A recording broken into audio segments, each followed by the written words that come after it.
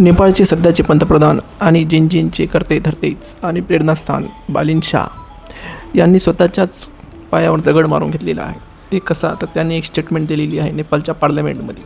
जेव्हा अपोजिशन लीडर्सने त्यांना विचारले की तुमचे मत सांगा, जे विवादित जागा आहेत भारत आणि नेपाळमध्ये, त्याच्यामध्ये आहेत 3 जागा आहेत. तर ते आहेत लिपियानदुरा, लिपुले आणि काळापाणी एरिया.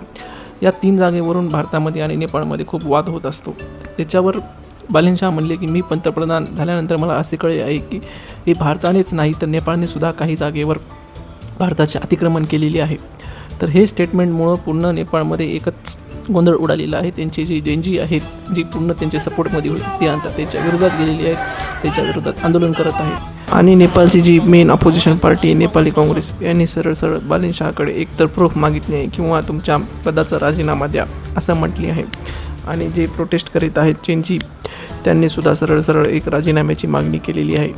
आणि या सर्वातच बालिन शाह यांच्या अडचणीत वाढ म्हणजे भारताने सुद्धा यामध्ये दखल घेत राष्ट्रीय स्वातंत्र्य पार्टी, जी सगळ्यात मोठी पार्टी आणि बालिन शाह त्या पार्टीचे जे आमदार आहेत यांची अध्यक्ष असलेली रबी लामिछाने यांना भारतात बोलवले आणि खूप ग्रँड अशी वेलकम केली. रबी लामिछाने यांनी हे मोदीसोबत 2 तास एवढी चर्चा करत हे सर्व जे गोंधळ उडलेलं आहे यांच्यावर चर्चा केलेली आहे आणि हे सर्व शांत करण्याचा प्रयत्न केलेला आहे.